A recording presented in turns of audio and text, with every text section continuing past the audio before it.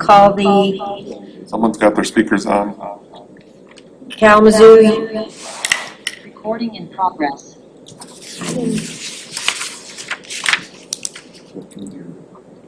Mine's off. Okay. Try again. Good morning. Let's call the Kalamazoo Utility Policy Committee meeting to order. Next item is to set the agenda. Any questions or changes? Hearing none, is there a motion? I'll make a motion to set the agenda as documented. Support. There's a motion and a second to adopt the agenda as presented. All those in favor? Aye. Opposed? Motion carries. Item 3 is introduction of guests, and we have 4 guests in attendance this morning and a number online. Supervisors from Richland, Ashimo, and Texas Township, and alternate Steve Vincenzi from the city, and also Valletta Sellers Evans from the city, and then the Ashimo VIT. I think we can move on from that. Next is item 4. Acceptance of the April 9th draft minutes. Any changes or? I'll move approval. Tom Wheat. Support, Peter. There's a motion by Wheat, second by Hefner to accept the April 9th, 2026 draft minutes. Any discussion? All those in favor? Aye. Opposed? Motion carries. Any public comment this morning? In person here or online?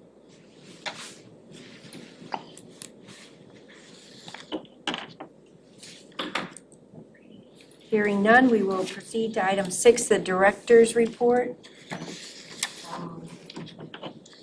And the items therein, starting with any city commission actions related to water. Sure. We had, the city commission did approve the Stantec contract, so that is now in place, and we'll be working with Stantec moving forward. We also had city commission just recently approved a 2027 funding application for lead service line replacement. Kind of bringing that all together, we've got about 6,715 lead service lines completed to date, so we're about 67% complete with the program. Work is happening right now under the 2024 contract. That's going to continue through 2026. We're right now in 2026, and we're bidding out the 2026 through 2028 work. And then that action approved by the city commission on Monday night sets the stage for $19 million of work that, if funded, will occur from 2027 through 2029. That essentially will round out our program with anticipated completion towards the end of 2029, potentially into 2030. So this has been an accelerated program. We've continued to receive community support, city commission support on accelerating the program. We've had tremendous success with the state with funding opportunities that helps to reduce the impact on local rate payers. And continues to be a great success story here in Kalamazoo for lead service line replacement. Just touching on a few of the other projects, we have Kalamazoo Ave is out to bid right now. We've got the bids back. We have an apparent lowest responsive bidder. We're working with MDOT right now to get the contract worked out. We've got that received back from MDOT, and we'll be presenting that to the city commission on June 1st with a recommendation to award work on Kalamazoo Ave. So that's a big water main project. That's also a big Safe Streets for All project, two-way conversion project for the city of Kalamazoo. So there's a lot of water main focus on that, but there's also a lot of transportation focus on that project. Getting into some of the other projects, I gave a pretty extensive update last meeting. A lot of those same projects continue to be ongoing. I will note that the optimized corrosion control is still moving forward. We're getting very close to the startup of that system in the low pressure district, and then all the other remaining pressure districts will continue out. There is a tremendous lift for staff's part in that. There's going to be daily continuous sampling going on in all the pressure districts, monitoring this as we transition to that new program. I will say it's important to note that we're at a level right now with phosphate, and we're going to increase those levels. So there is a lot of testing that's going to be happening, a lot of monitoring of that system that's going to be happening. That's about it. Happy to take any questions from board members. Questions?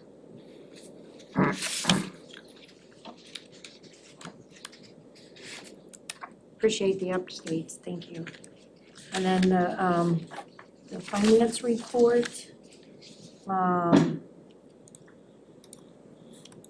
looking for the quarterly finance report, and was that done by the city now? And I know Steve is online and he can probably walk us through that. You had been doing those? Yeah, so I gave Steve what we had received or provided in the past. Uh-huh. And I think that's from him, Okay. or what's in the packet is from the city. Did put Steve in the room? Yes. Okay. Can you guys hear me? Yes. Okay, sorry, I was having audio issues there. So I can walk you through the financial report. I really did try to mimic a lot of what Peter had been providing in the past. Just kind of going through on the first page, you have, summary of revenue by division, and then the breakout of the 536 division, which is where we record all of our volume and meter charges and a majority of the revenue for the system. We have the March 24, March 2025 actuals for comparison. I will say I did dig into 2025 a bit. We had a posting error from the billing system that was then corrected in April. So for March, it's not comparable, but for June, it should be okay. But overall, just looking at the trends, first quarter is always low due to accruing back to fourth quarter of the prior year. But really tracing back to 2024 compared to 26, we're seeing that growth based on the rate increases that we've experienced. First quarter, not a whole lot to really dig into yet. Going to the next page, also provided the expenses by division. And this is a report that if there's items to really pull out or to dig into that seem out of the ordinary, I can provide supplementary information to this. Really looking at it overall, if I remove the capital section, we've used about 21% of our budget, which is right in line with where we want to be after the first quarter. So everything's trending in the right direction. No individual category outside debt service exceeding 25%. So we're under a quarter, for a quarter of the year, we're under a quarter of the expenses overall, and debt service is just reliant on when those payments are due. So no real surprises here again for the first quarter. Are there any questions on this report? Steve, I would just ask that in the next one, would it be possible for you to also include just a table with like 6 lines of the various objects, so we could see like labor, supplies, capital? If there's a table such as that in the sample that I gave you, and it just gives us an idea of, it's a lot of capital in these numbers. Otherwise, it's just an expense. So it would be informative if you could kind of just mull that over and think about it. I think we had like 6 or 8 lines that would just break out the expenses and compare them to the year before. If you would for. Okay, yeah, I can do more of a natural classification of payroll and other. Okay, yeah, that would be helpful. And then the only question I had on the expenses was that water distribution. It looks like it's in line with 2024, but higher than 2025, and I would ask, I don't know if James even might know, would that be like meter installations or just where people are spending their time in a specific, the first quarter of the year?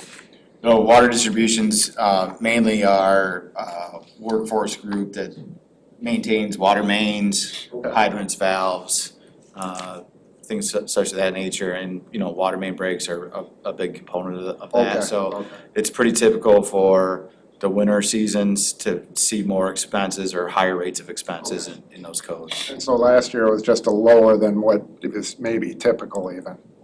Potentially, yes. Thank you.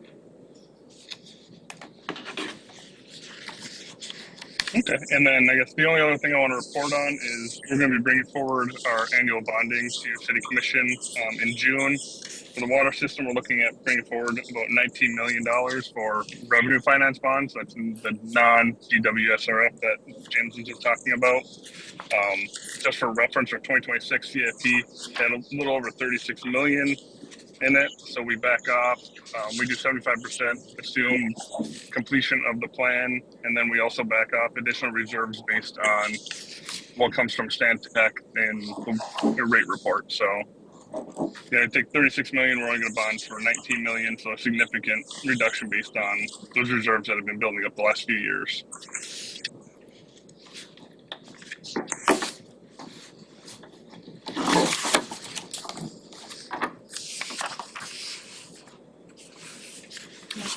And that's it for me. So if there's any other questions, happy to try to answer those. Thank you, Steve. Any other questions?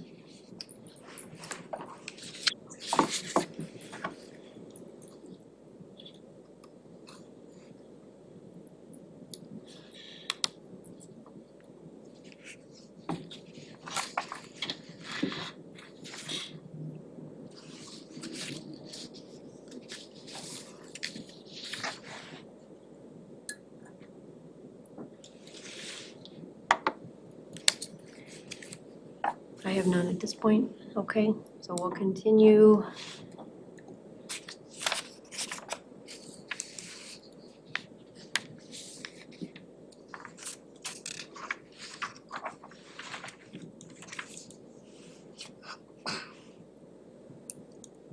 Okay. With unfinished business, which 7A is the utility financial policy amendment. And I believe that Steve and Stantec and James and Peter were able to meet, Yes. and I can provide an update on that Sure. discussion.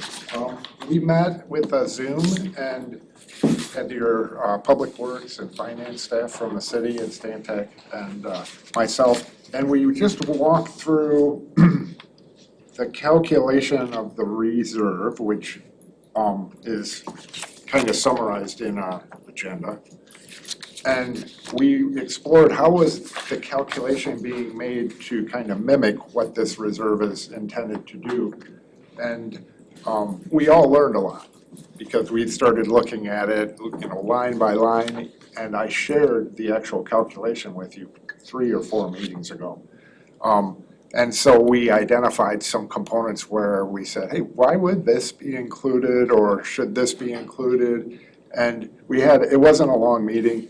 It was brief, it was effective. Everybody understands that we want to kind of attempt to have our policy be consistent with, the calculation of what's being done to make the rates.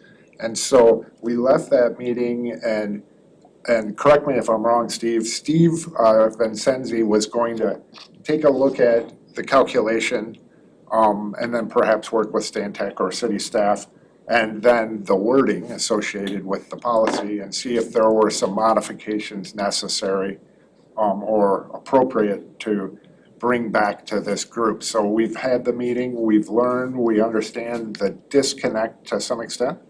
And then city staff was going to take a look at this issue and then bring information back to this committee if it's appropriate for us to, change or propose a change in the policy. So big step in the right direction, and we expect to have some results, in the near future. Is that reasonable, Steve? Yeah, I think you summarized it well. We're just, taking time to review that, what the bond ordinance is. We did change the policy 2 years ago, so it's just taking those steps to confirm, do we want to change the policy or do we want to change the way it's calculated in the rates? So just want to be cautious as we do that so we're not changing things too often, and we can be consistent going forward. Thank you. So looking ahead, I think we're planning to cancel the June meeting and maybe have a special meeting if something came up there where we needed to meet. So our next meeting would be scheduled for July 9th. So at that meeting, we might have a draft of some, And I would defer to the city. But at least we're considering it okay. and moving in the right direction. And perhaps there won't be a change in the policy, there'll be a change in the calculation. Sure. So it's really, I think Steve needs some time, or city staff needs some time to make sure that they're complying with all the bond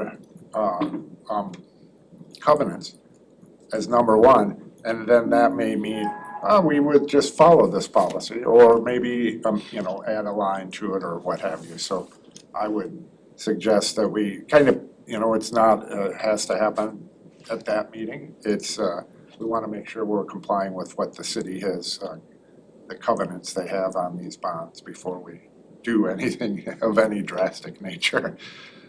So July 9th will be an update, maybe on that, just keep it on. At least we could ask about where we're at with it. Okay. Any other questions or? Well, it seems just a thought, it would seem like the entities that do the actual bonding would have placed high scrutiny on what your policy is. Yeah. One would think, and have a very, consistent expectation about what every entity who's borrowing money would have as a policy. My experience as an auditor of governmental entities and finance person in governmental entities is these covenants are very consistent between entities. The XYZ reserve and the set aside and the accruing of interest and things of that nature.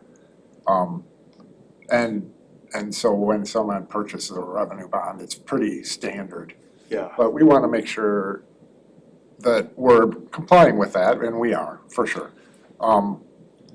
But not to go calculate some oddball number where the policy already says X in the covenants. Yeah. To make sure we're on track with that. And also the rating agencies, have a significant impact when they rate the bonds and they say you're a XYZ AA or minus or whatever, that they always want to make sure that you're meeting these requirements too and exceeding them. So they can say you're above average, and that's where we want to be. So the city staff knows all about that, and more than I do for sure. And so, the bondholders are counting on you meeting these requirements. And it wasn't, a number of years ago where you didn't meet them, and then that becomes a problem. So just one other question. So based on the direction that this is heading,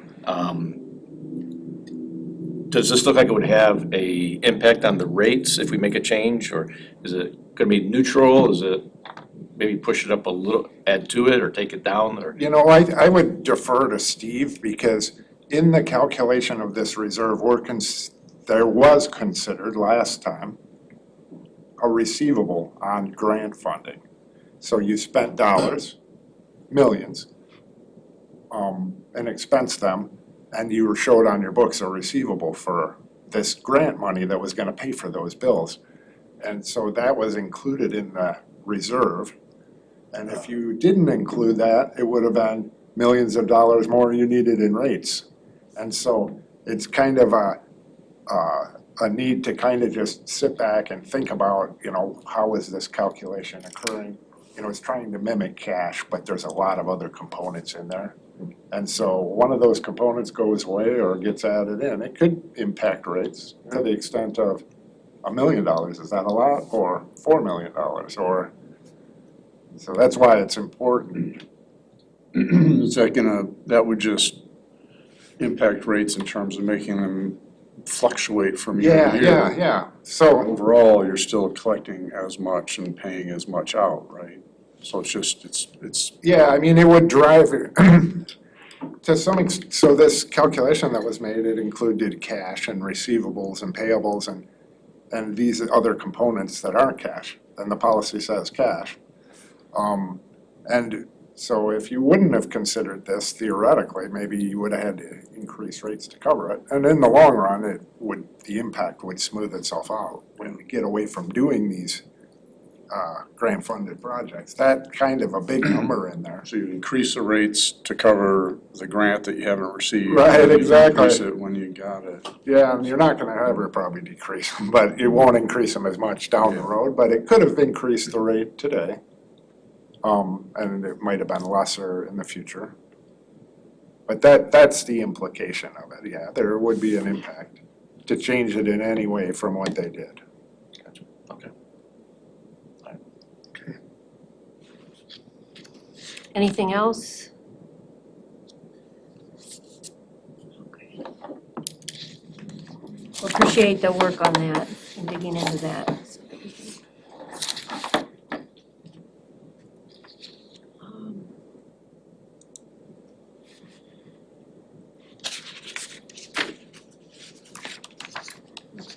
Next item then, we move on to the professional service invoice approvals. Anyone's welcome to do this, by the way. What's that? Said anyone's welcome to do this. Okay, move approval, Bryan and Newhoff invoice number 95664 in the amount of $273 for payment. I will support. Motion by Mayor Anderson and second by Member Crum to approve the Bryan and Newhoff invoice as described. All those in favor? Aye. Opposed? Abstain? Motion carries 4 and 1 absent, 1 abstention, 5 to 501. 5 to 0. I move approval of the Hefner Group LLC invoice number 1126 in the amount of $707.18 for payment. I'll support. There is a motion by Mayor Anderson and a second by Member Crum to approve the main Meridian invoice as described. The Hefner Group. Sorry, the Hefner Group invoice as described, 707.18. Any further discussion? All those in favor? Aye. Abstain, Hefner. Motion carries 5 to 0 and 1 abstention. I move approval of the main and Meridian invoice number 051105 in the amount of $352.13 for payment. I would second that. We have a motion by Mayor Anderson and a second by Member Hafner to approve the main Meridian invoice in the amount of $352.13. Any discussion? All those in favor? Aye.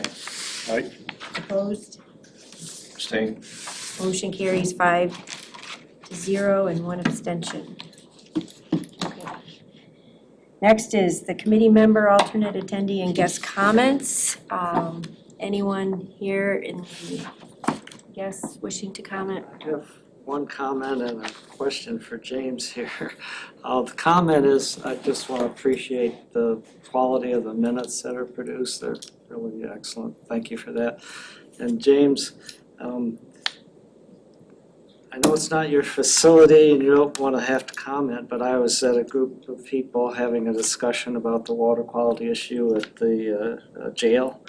And I couldn't add anything to the conversation, but if you have anything you'd like to share, and if that comes up again, I might be able to provide some input. Sure, we're working together with Kalamazoo County on that issue. There's a high copper test results that have been occurring in the jail. Everybody in the jail is safe. They're being provided either bottled water or filtered water. We have provided 6 point of entry filter units to install in the jail to start to test to see if those filter units will be effective to remove copper. That work is occurring. It started on May 6th. We're planning another round of sampling to test the performance of those filters. And so that data will be available in June and we'll continue our work in that. I can also share that we're have also asked for technical assistance from Eagle, and we've met with Eagle on the issues. And the county has also reached out to Michigan Department of Health and Human Services for some toxicology consult and health recommendations as well. So everybody is safe, everybody's being provided bottled water, everybody has access to water, and we're doing everything that we can from a technical support perspective to see if we can help to resolve the situation with respect to copper, what appears to be a copper corrosion. Facility centered corrosion or? Yeah, it's after the meter, so it's in it, the issue isn't happening on the city water aspect of it, but once it is in the facility, then it does appear to have some issues with copper. That's what I suspected, but I know you're still investigating, so thank you. Yeah, thank you. I just, I know the UPC obviously deals a lot more on the policy side, but we've been working with staff from the city water department and other public services divisions more on the implementation and the design side. And I just wanted to say that I really appreciate the coordination and the collaboration we've been able to do. You know, part of the contract implementation is also on that end. So I just wanted to make sure this group was aware of that's going well, and that we try to coordinate the best we can. The city participates in our development review process. They submit their own site plans, like there's a addition on the station on 9th Street, and they went through our site plan review process, and it went really well. And they're working with us on even the small things like the driveway replacement for that, where we want to put non-motorized along that section of the road. So it's some of those small details that really help when you have a good working relationship with your partners. And we have some big developments coming up in Ashtimo and in the city. And I just think that working with Anna and Pranay, it's been really great to see that they can balance, a developer is very interested in their needs and their scope and their costs, and we have to balance the overall system and what we need for the future and what's best for the residents as well. So I think they've been very pragmatic, firm but professional, and so it's just, I think that's really important for everybody to know that you have those people working day to day to make sure our system and our community can be the best it can be. So just wanted to mention that for this group. Thank you, that's really good to understand. Jerry, anything? Maybe just a quick question, Jim. The main break they had over on the east side of the state and that Midland and all that, they said that was only lasted 50 years, when it should have been 100. What kind of lines would they have had that failed like that? I don't know what the pipe material was, if it was ductile or if it was concrete pressure pipe. Do you know what size it was? No, I've just been following the news. Okay, I was okay. just curious if, That it was 40. 42 Yeah, I was gonna inches. say like 36, but yeah, Oh. so it's how big. I didn't see material in any of the news I've seen though. Yeah, it'd be hard for me to comment without knowing what the material was. And also, with pipe that big, there's other factors. And, you know, the pressure, transient pressure issues that I don't even understand on bigger pipe that could be going on, that it's not a pipe failure, but a system failure. So, but I don't, guessing, I got a mess over there. they're up and running now, as of this morning. Mayor says you can wash your car twice.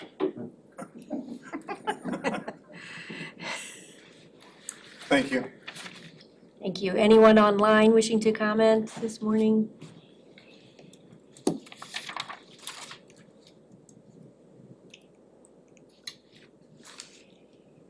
Hearing none. Peter? No. Good. Public Services Oh. Week. Yes. How do people find out when and where and? So we're hosting Public Services Week. That's a great opportunity for folks to come out and meet the people, places, and equipment that power the city and all the 11 communities that we serve. We've got an open house on Tuesday, May 19th from 5:30 to 7:30, and that's at Harrison. 1415 Harrison. It's off Patterson Street. That's our water reclamation plant. You can come on down. We're gonna have food, I think pizza, and we'll have tours and, you know, all kinds of equipment demos and displays and everything like that. All the staff will be there. You can ask questions, that sort of thing. Also then on Thursday, the 21st at Stockridge from 5:30 to 7:30. Very similar activities, and that's all gonna focus on public works. So you kind of pick what you'd like to see and participate in. We've got the public utilities side on Tuesday at Harrison, and then on Thursday at Stockridge at Public Works. Thank you. Anything? Again, kudos on the ahead of schedule on lead replacement. I mean, that's a project that could have gone very poorly the other direction, but instead, I think, under James's leadership and the team, and Anna I know has been working so hard on this, the fact that Kalamazoo and the region is ahead of schedule is just an amazing testament. And the fact that so much of it has been done with grants has really, you just kind of mentioned it in passing, but the fact that grants have been able to be used has a direct impact on that's not money coming from the ratepayers. And so, thank you. I'll add one thing to that. A nice addition to all that is the smart meters going in, which is something where there's conversation about over the course of time, how much that could help with our billing processes and that sort of thing. So that's kind of a hidden thing that's improvement that's happening right at the same time we're doing that. I do have a question, just a quick question about wastewater. I know that's not, you know, what we're here for necessarily, but you know, Portage just increased their rates on water and wastewater. I don't know if you saw that, maybe at their last meeting. And I know we're a wholesaler on the wastewater side. Does our, people have asked me about this, well, did you increase rates on Portage and that why they increased their rates? Is that how that works? Sure, so we provide treatment and we provide conveyance via interceptors to wholesale communities. So on the wastewater side, we serve 7 communities from a retail perspective that they get all the same services that we provide in City of Kalamazoo. And then we've got about 14 additional communities, that some of those are under authorities of their own, that we provide either treatment, we provide treatment to everybody, interceptor, that's conveyance to everybody. And some, there's very few, there's some that we also go in and provide lift station operations and maintenance for. So the rates for all of that, and the large piece of that is treatment. And so our treatment costs have gone up, they continue to go up. A big driver of that is sludge, the costs that we have to pay for sludge disposal, hauling that sludge to the landfill, and the prices that we have to pay at the landfill. So last year we had a rate increase that went into effect on January 1st. And so that does have trickle down effects into other communities, and it does have a big impact for what Portage pays, as well as other communities, other authorities pay as well. So when we, at the city commission, pass an increase, we talk about entirely on the effect of an individual residential customer when we talk about the rate increase and what that would mean. But that exact percentage then translates right into our contracts that would be, we're on the wholesale side. Is that accurate, that same? That's accurate, they're not exactly one for one. That price that we increased for citizens, for say Kalamazoo, for example, that includes several factors. That includes treatment costs, conveyance costs, local collector sewer costs, lift station costs. So Portage only pays treatment and conveyance costs, so it's a portion of it, but yes. Got it. And if we look specifically at, what those rate increases were for Kalamazoo citizens, the biggest component of that was treatment, and so Portage had to pay that as well. Helpful. Thanks. Thank you. Anything else? I don't have anything. I want to thank everyone for coming today. And We got a again, month off. our next meeting is July 9th. Nice job.